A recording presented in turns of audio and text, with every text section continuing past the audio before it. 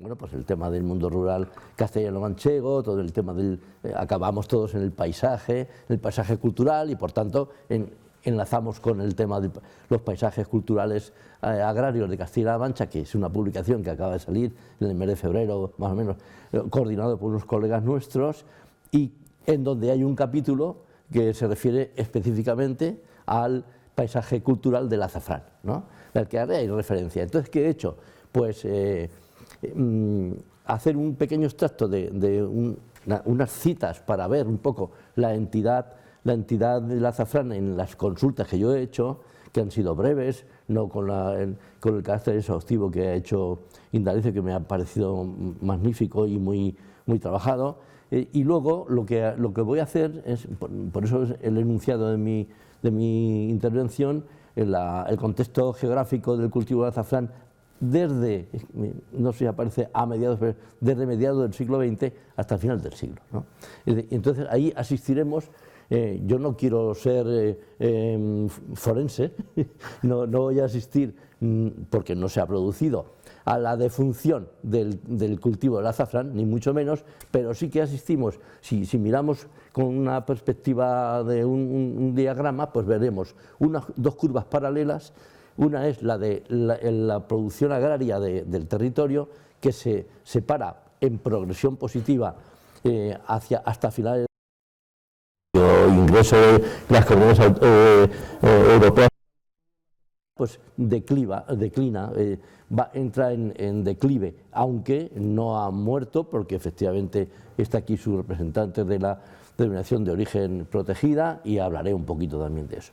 Entonces, pues he hecho este preámbulo que yo creía necesario. Leo 3 citas en el tiempo separadas, pero que yo creo que es necesario para mí por lo menos manifestarme. Unas son del siglo XVIII, tomadas de las respuestas generales del catastro de Ensenada de la villa del Provencio, que es un municipio donde yo nací, referidas al cultivo de azafrán. Entonces, a la pregunta número 10, dice, ¿qué número de medidas de tierra ocupan los diferentes cultivos? Y entonces dice, la respuesta es 1.600 medidas de tierra de segunda calidad, 100 ocupados por cebolla de azafrán. Bueno, pues veremos, la entidad de 100 respecto a eso pues es algo menos de un 10%, pero es considerable conociendo el terrazgo y en aquellos tiempos cómo se ocupaba el terrazgo. A la pregunta número 12, ¿qué frutos se recogen? Pues dice, de 24 fanegas, que son aproximadamente, equivalen a 15 hectáreas de azafrán cultivado en aquel tiempo. Ahora, con esta perspectiva, sí que me parece importante esas 15 hectáreas entonces, con una producción de 12 libras por hectárea. Bueno, pues veremos después a lo que equivale esa producción. A la pregunta número 13 dice que cuánto rinde. Entonces, la libra de azafrán en verde tiene un valor de 10 reales la libra.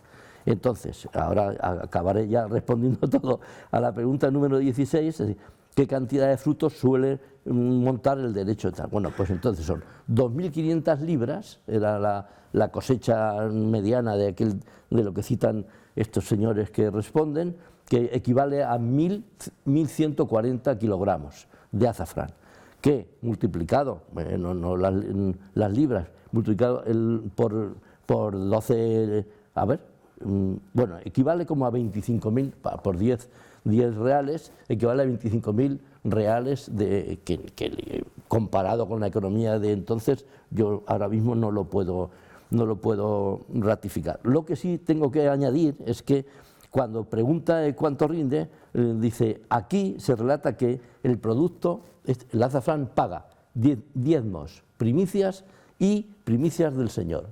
O sea que, como era una villa de señorío, pues hablando de hacienda en estos tiempos, pues ya ven ustedes lo que les pasaba a aquellos habitantes. Bueno, pues ahora me traslado a una breve reseña de un anuario estadístico de la provincia de Cuenca, que es una pena que hayan desaparecido los anuarios estadísticos, porque eran un punto de toque, una fuente de información para nosotros los que nos dedicamos a estas cosas sociales y económicas y socioeconómicas muy importantes, pues han desaparecido, no están ni colgados en la red. Bueno, pues este informe, que es del año 70, aunque se edita un poquito más tarde, dice lo siguiente sobre el azafrán en la provincia de Cuenca.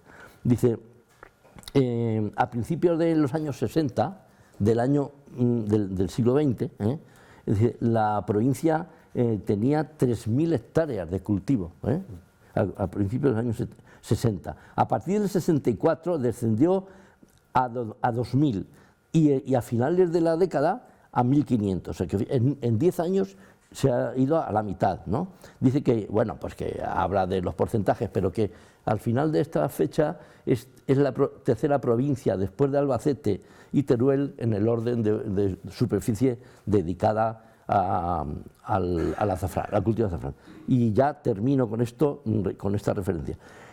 Esta regresión a postilla del cultivo en la provincia de Cuenca se debe a la evolución de la mayoría de los cultivos a consecuencia de la mecanización de la agricultura, ya que el cultivo del azafrán continúa siendo artesanal, de dedicación eminentemente familiar y con la ocupación de pequeñísimas parcelas, cosas que el profesor García González ha escrito en sus publicaciones que yo he visto del 16 y del 19, cosas que nuestros compañeros Héctor Martínez e Iván Ramírez también acaban de publicar, y es decir que en esa coyuntura de los años 50, 60 y 70 de la economía agraria española, y bueno, pues si nos venimos aquí a la Submeseta Sur, a la Mancha concretamente, es cuando se produce el declive por una serie de circunstancias. Entonces, unas citas rápidas de nuestros compañeros, bueno, el profesor, lo voy a citar porque estando aquí al lado, ¿no?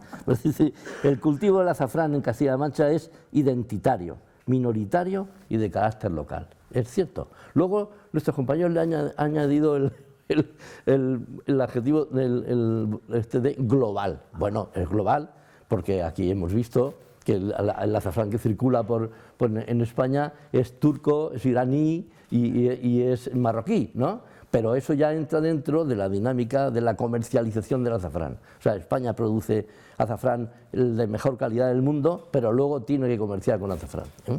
Y ese es el asunto más actual. Lo cierto es que en 1999 ya se consigue la DOP, la protección, la denominación de origen protegida azafrán de la Mancha, que radica en Camuñas, si no ha cambiado, está en Camuñas, y que en el año 2007 se publica el libro blanco del azafrán en Europa. Bueno, pues más o menos destacando 3 regiones europeas básicamente: Castilla-La Mancha, Cerdeña y Macedonia Occidental. Bueno, y ya cierro las citas para poder entrar en el tema. Es lo siguiente. De un suplemento agrario que yo encontré en el grupo La Tribuna sobre productos agroalimentarios y tal, del mes de septiembre. Dice lo siguiente, esto es importante para darle actualidad al momento. Dice, el cultivo del azafrán de La Mancha corre el riesgo de desaparecer. Luego, como habrá coloquio, nos lo contarán. Su cultivo sufre con los otoños cálidos que se están registrando en los últimos tiempos, lo que se traduce en una menor floración. Bueno, entonces, otras comunidades autónomas, dicen quienes escriben esto, dan ayudas directas para fomentar el cultivo del azafrán. Castilla-La Mancha representa el 90% del azafrán español, a la que pertenece la única denominación de origen nacional. Entonces, la idea, dicen ellos, es alcanzar las 500 hectáreas en 5 años. Y se calcula, esto ya es un parámetro económico que es importante, se calcula en 50.000 euros el coste de plantación de 1 hectárea. Y las ayudas, ellos también se aventuran, deberían llegar a alcanzar un 50% y un mantenimiento anual de 2.500 euros por hectárea. Bueno, dice que esto es lo que se solicita, se publica como hecho destacado del tema del azafrán en este momento. Bueno, pues entonces yo, dicho esto, voy a pasar primero a un pequeño homenaje que yo rindo al cultivo del azafrán, En esta colección que he encontrado de cerámicas colgadas a modo de tabla, de cuadro, en el Ayuntamiento de Campillo de Alto Buey. Es un municipio netamente azafranero de toda la vida. Yo tengo raíces familiares ahí, concretamente mi padre era natural de allí, y recuerdo a la familia, la poca familia que tenía, pues que hablaban mucho del azafrán, e incluso pues participaban también de esta, no de la recogida, pero sí de ir en tertulia, que eso es lo que se valora mucho, el tema de lo identitario del azafrán, en tertulia familiar, por las tarde-noche, pues a la monda de la flor, de la rosa en las casas, y observen, por ejemplo, pues esta escena en donde se saca de la rosa, se sacan los estigmas, y hay unas escenas pues, donde predomina principalmente la mujer, y en fin, algún hombre hay, pero que se dedica a otras cuestiones de llevar, de traer, por ejemplo el tostado del azafrán. Pues he hablado con personas que han experimentado esto, y dicen que el tema del tostado es muy delicado, porque si se pasan tostando se quema. Y entonces el tostado solamente tiene un objetivo, que es eliminar la carga hídrica de los estigmas de la flor. Imagínense, o sea, cuántas rosas hay que montar para coger algo que pese, que tenga lo de la libra y eso, ¿no? Entonces, si encima, si son tan delicados, tienen que colocarlo en un espacio, en unos cedazos, me decía, ¿no?, que recibieran el calor suavemente para ir eliminando el... Bueno, pues es una labor artesanal, le he puesto aquí, y bueno, y en este paisaje también plasmado en una cerámica, que la fuerza del trabajo, para la fuerza del trabajo es este pollino, la fuerza del trabajo en el mundo agrario de los años 50 y 60 eran las yuntas de mulas, el buey ya no está, pues están las mulas, los pollinos, tal, ¿no? Y luego la mano de obra, pues evidentemente, aquí son mujeres y algún hombre que se ve, pero nada más. Bueno, termino este pequeño homenaje y esta muestra de esta colección de cerámicas, presentando a un personaje vestido pues al estilo, a la usanza rural de aquellos tiempos, que es el azafranero rural. Es posible que se dedicara a moverse por los pueblos comprando el azafrán para luego tal. Sabemos que el azafrán se ha utilizado como dote a la hora de que un matrimonio, la celebración de un nuevo matrimonio, pues les han dado como dote el azafrán. Tengo algún amigo ya, pero de más de 80 y tantos años, que me ha dicho que él, con el azafrán que tenía cuando se casó y tal, se compró una parcelita que le dio un impulso a aquella economía familiar. Bueno, entonces yo voy a hablar por tanto, me sitúo en ese momento y voy a hablar un poco del momento en el que el campo español en general, pero más marcado el campo nuestro de Castilla-La Mancha, se enfrenta a realidades que son consecuencias unas de la otra, ¿no? Por ejemplo, la despoblación. A partir de los años 50, 60 y 70, esta provincia en el año 81, en el censo de población del 81, todavía registraba pérdida de población. El resto, bueno, Guadalajara quizá, pero el resto no, dejaron de perder en el censo del 70.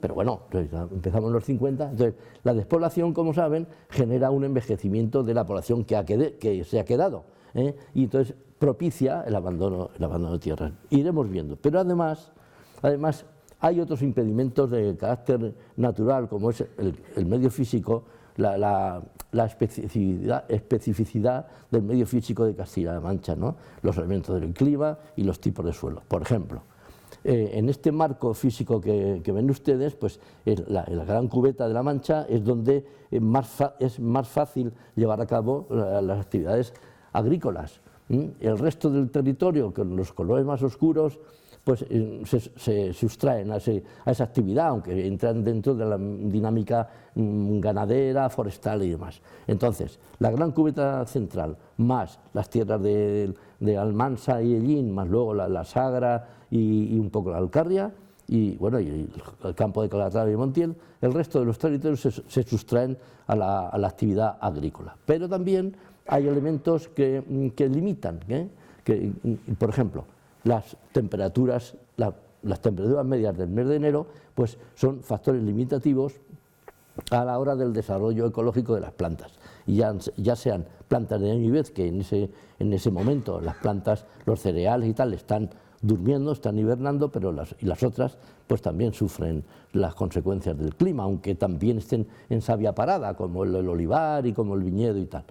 Bueno, y las temperaturas, las altas temperaturas del verano, del mes de julio, estas son las medias, pues ya ven, los colores más oscuros pertenecen a los valores más altos de temperaturas medias del mes de julio. Fíjense, este año, por ejemplo, el 16, vamos a ver, las temperaturas han propiciado que, por ejemplo, la cosecha de la vid, esta región tiene 450.000 hectáreas de viñedo, pues ha mermado la cosecha, y bueno, pues lo de la calidad es también relativo, en algunos casos sí, y en otros porque algunas variedades de la vid se quedan paradas, entonces no cogen grado, no maduran tarde y tal. Bueno, pero hay otro factor limitativo, que son las heladas de primavera, las heladas de primavera, más que las de otoño, que después tengo también otro gráfico, las de primavera. En este caso, y es lo que quería citar antes, el día 16 de abril hubo una helada que se ha llevado por delante el 90% de la cosecha de almendra de esta provincia, en la Manchuela, Albacete también, pero los datos de la provincia son 40.000 toneladas de almendra cosecha media, este año 4.000. Ese es el efecto de los elementos del clima y los factores climáticos, especialmente los elementos que eliminan, que coartan toda la producción agraria. Pero tampoco están exentos, claro, en momentos de presión. Esto es más reciente, del siglo, de este siglo, ¿no?, de los años 70, es la presión, no la presión demográfica que pertenece a los siglos anteriores, al XIX, al XVIII, sino que en el siglo XX, pues, con la mecanización de las actividades, hace falta más tierras, interesa más arar porque el tractor soporta más faena, más que la yunta de bueyes o de mulos que entonces se utilizaban. Entonces, ¿qué pasa? Pues que se hacen arrompidos, como cita en la fuente, en las superficies forestales de vocación ganadera y forestal, pues sin pensar que el suelo que se ha obtenido pues es de calidad agronómica, igual que esta siguiente, que es una plantación de viñedo que sí que puede que tenga 40 años, esta plantación, cuando hice yo la fotografía, y resulta que hay un fondo de mala tierra, de mal país, que son tierras, son yesos, son suelos evaporíticos. Esto es la cuenca del Tajo, en la provincia de Cuenca, en donde es un milagro que hay ahí fíjense, al final hay una pequeña pimpollada de pinos, y resulta que igual las plantaron hace 50 años, y fíjense que están tan claros que se podrían contar desde aquí, desde la imagen.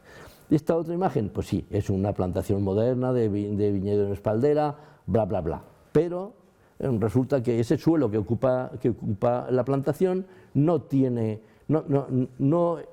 es bueno agronómicamente para llevar a cabo otros cultivos, por ejemplo, los cereales, no los tradicionales, que es el trigo, la cebada y tal, sino otros cultivos modernos.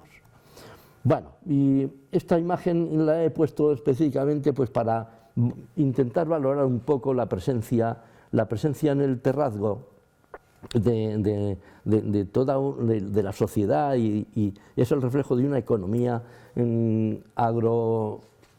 agroganadera, agraria, en vez de agrícola, agraria, en la que estas construcciones que están en el medio rural y que, por cierto, están desapareciendo todas en la región. Si nos paseamos por los caminos las carreteras nacionales, autovías que surcan la región, estos edificios están hundiéndose, están hundidos. Esto en Francia no ocurre, en Italia tampoco, y en España no va a quedar ni uno. O sea que hay una cantidad de ventas en la 301, Había unas ventas magníficas desde de Ocaña hasta Albacete, pues están medio hundidas todas y tal. Y esta construcción que ya tiene, apunta ahí una pequeña ruina incipiente, pues no sé cómo estará ahora, porque esta foto la hice, si no recuerdo mal, en el año 12. Bueno, pero esto indica que había una economía diversa entre la ganadería, la agricultura de secano, la caza menor, etcétera, ¿no? Bueno, esto es una imagen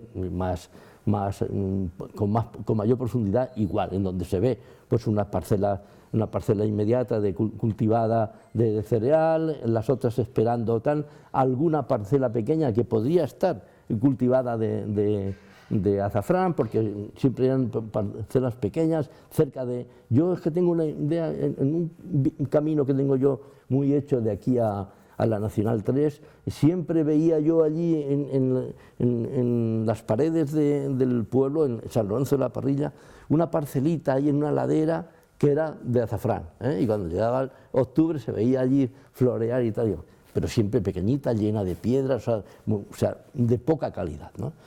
Nuestros compañeros dicen que eran las parcelas que el mayor propietario le daba a sus jornaleros y tal, para que tuvieran una economía, pues sí, pero también en una economía vitivinícola tenían una parcelita y tenían su pequeño majuelo, que es como se ha dicho siempre. Bueno, este parcelario pues es netamente intensivo en el cultivo, es viñedo como se ve, pero claro, es un parcelario que está muy fragmentado, que con la mecanización no es difícil llevar. Ahora, si hiciéramos la foto ahora, estaría seguramente, yo la voy a repetir, estaría en espaldera ya todo, porque claro, a no ser que alguien haya adquirido las parcelas próximas y las haya convertido en una gran parcela, pues no es fácil. Entonces, claro, todo esto ha dificultado la modernización de la agricultura española en general. Yo, ¿qué es lo que anticipo? Pues o sea, lo que propugno, pues este policultivo que yo le llamo,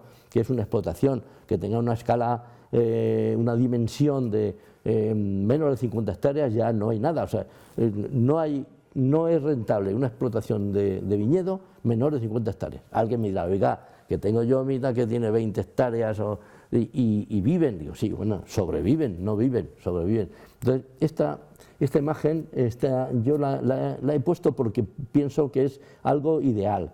Si tuviera la dimensión de la que estoy hablando, tiene viñedo, tiene forrajeras al fondo, tiene frutos secos, tiene arbolado de almendras, tiene ganadería porque tiene unas naves al fondo, y ahora doy fe de que en esta parcela que hay debajo de aquella nave ganadera hay una bodega del terruño, imitando a los franceses.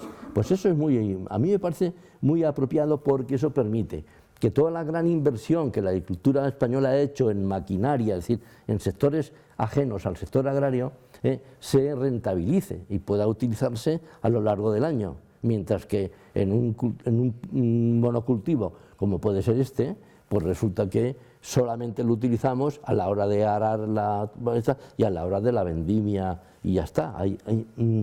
Los monocultivos tienen problemas por eso.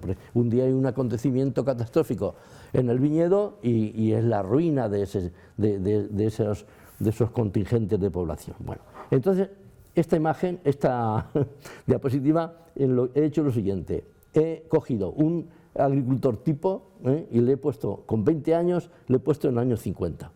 Y entonces, para que veamos qué es lo que ha visto el paso del tiempo, y él ha ido creciendo, claro, lo que ha visto, en primer lugar, ha visto a los 20 años, él se decide quedarse en el mundo rural con su explotación, pues me imagino que con sus padres todavía, o lo que fuera, pues él está viendo como sus compañeros del colegio o de lo que se llama las quintas, ¿no? de las generaciones del pueblo, se están marchando, porque con lo que tienen no es rentable, han subido los salarios, la agricultura los precios en España, en este caso los precios de los productos están intervenidos por el Estado, entonces la gente se fue marchando. También coincide con el desarrollo del nuevo Estado nacido de de la guerra civil, el nuevo Estado, la centralidad de Madrid, que genera mucha obra pública, demanda mucha población, pues no necesariamente ingenieros, arquitectos y tal, sino ordenanzas. Bueno, en la serie Cuéntame, pues si ustedes recuerdan los primeros capítulos, el Antonio se traslada con su familia a Madrid y entra de ordenanza en un ministerio. Pues ordenanzas, porteros de finca, en fin, administrativos sin mucha formación, y ese es un poco el destino. Otros destinos son la incipiente industria del turismo en la costa levantina y en Baleares, y también pues los centros industriales de Cataluña y el País Vasco. Por tanto, esa migración, pero se van porque no pueden vivir en el terrazgo con los rendimientos de sus explotaciones. Bueno, pues este hombre que se ha quedado ahí se ve sometido a que, bueno, ya no es rentable, tenemos que modernizar la explotación, puede ampliar su explotación con las tierras de los que se han marchado, pues en arrendamiento, me imagino que en principio, después si tenía posibilidades la podía adquirir y tal. Bueno, esto es, y ya lo tenemos con 35 años.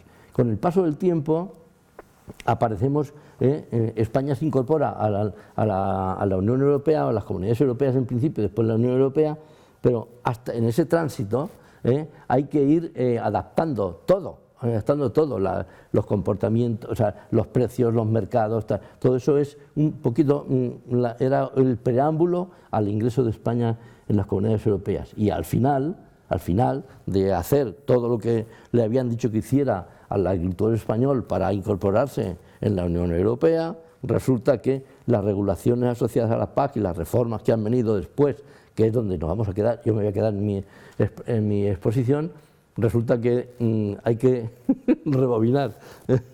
Si había que producir mucho al principio, ahora no hay que producir. Si tal la mano de obra había que emplear y tal, pues ahora sobra mano de obra, sobran tierras cultivadas, en fin, ya lo veremos, intentaré que sea rápido. Bueno, esto es un antecedentes del mundo rural que yo no me voy a detener. Si hablamos luego, mejor.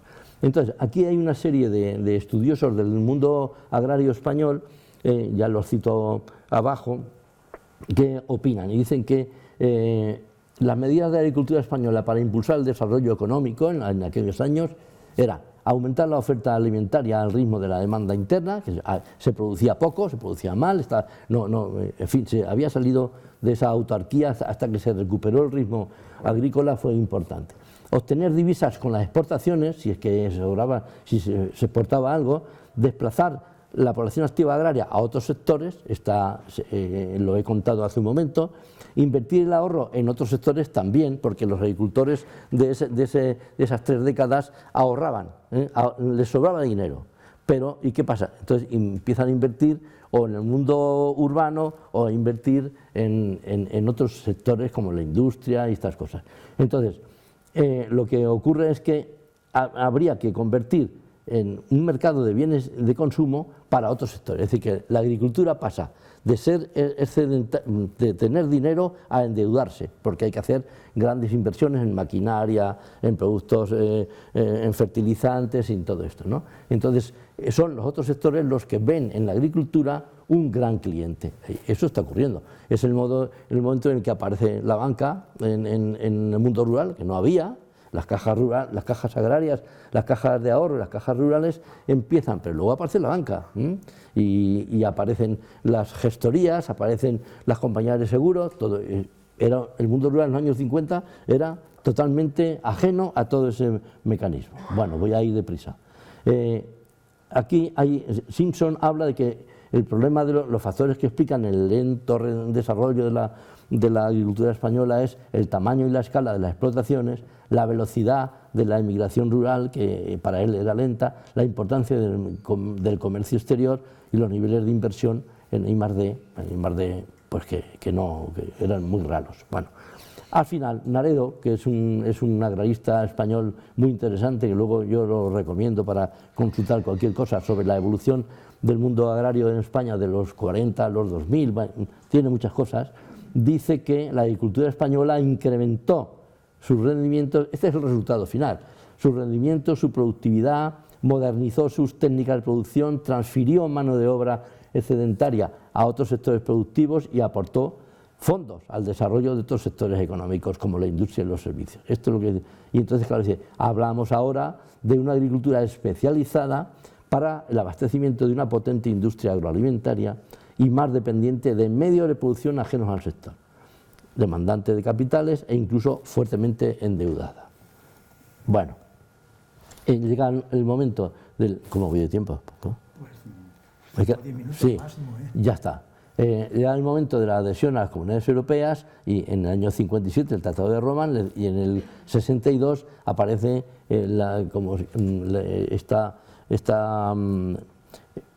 este apelativo que se llama el FEOGA, que son los Fondos Europeos de Orientación y Garantía, que es sobre lo que va a pivotar todo el sistema de la PAC, que es lo que ocupa un poco el sentir de todo el campo castellano-manchego.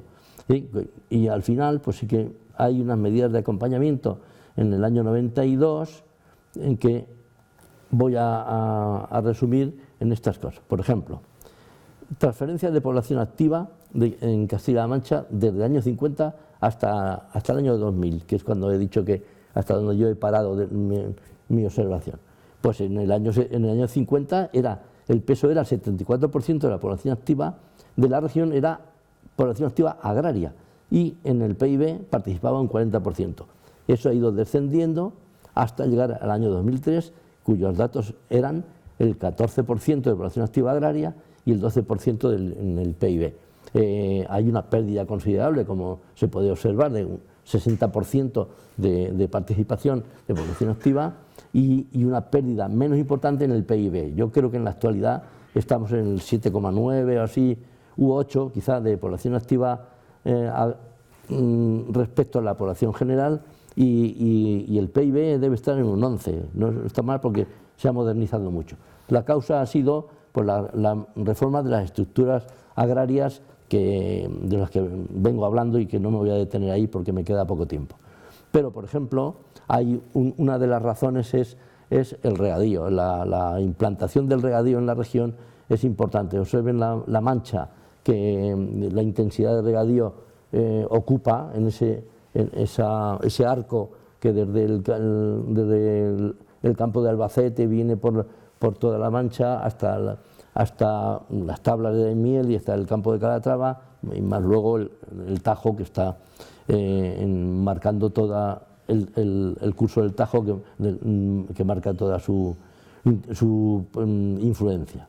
Luego, aquí, por ejemplo, estoy terminando ya, la contribución, o sea, la cuenca alta del Guadiana sumaba en el año 77 95.000 hectáreas de regadío, y en el año 2000 está en 250.000 hectáreas. Todo eso ha repercutido en una modernización, en un incremento del producto final agrario.